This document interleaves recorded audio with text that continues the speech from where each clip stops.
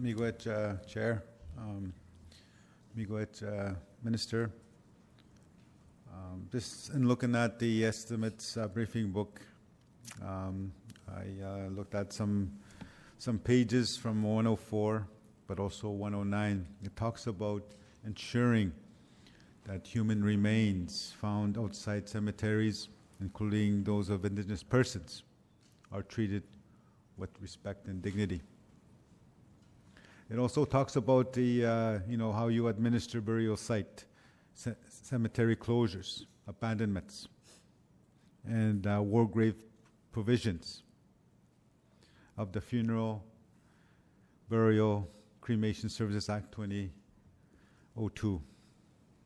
And it talks about ensuring the effective management of respectful and positive relations with Indigenous communities around Indigenous burial sites, including unmarked burials associated with the former Indian residential schools, where the human remains are or might be Indigenous.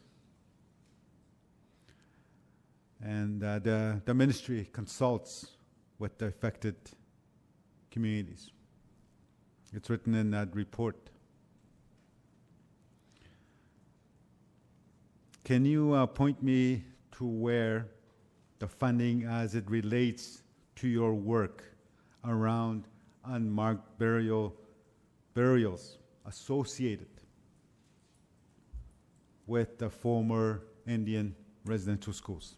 In regard to supporting the Ministry of Indigenous Affairs and First Nations economic reconciliation, we are committed to supporting that effort as they work closely with Indigenous communities in their development of a strategy to identify, investigate, protect, and commemorate burial sites associated with residential schools. Now, under the Funeral, Burial, and Cremation Services Act, the Ministry's registrar, there is a registrar of burial sites under the direction or under the jurisdiction of our ministry, and it has a statutory obligation to undertake a burial site investigation if they are of the opinion that the cost of the investigation would impose undue financial burden on a landowner. Miigwech, Chair. Percy Onabagon from Long Lake 58 First Nation was taken away to St. Joe's Indian Residential School in 1944. He was just 6 years old. Percy had epilepsy, and he was paralyzed on one side of his body. Without the knowledge and the consent of his parents, he spent most of his childhood moving between hospitals, mental health institutions, and including one that used to be called Aurelia Asylum for Idiots. Percy died when he was 27 years old in 1966 from tuberculosis. He died over 1,200 kilometers away from Long Lake 58. His family is still not knowing where he was.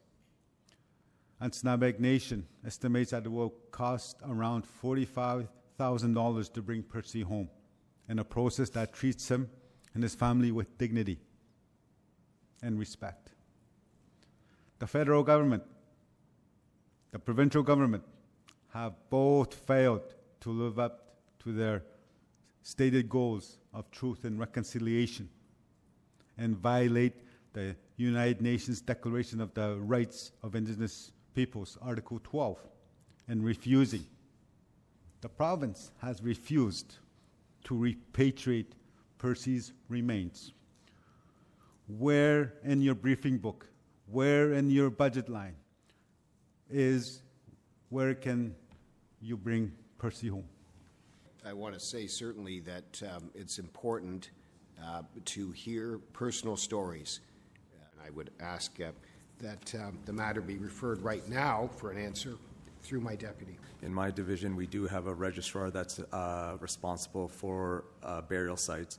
The member mentioned the statute, and under that statute, we do have certain responsibilities for burial sites war graves and administration and closure and abandoned cemeteries, while the Administrative Authority, the Bereavement Authority of Ontario, has other responsibilities.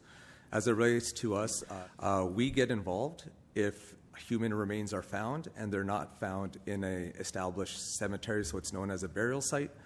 And then law enforcement, the coroner's office is called in. If it's deemed to be remains not of foul play, that's when we play a role. If there was foul play determined, then we, as our burial unit and our registrar, have no involvement at all.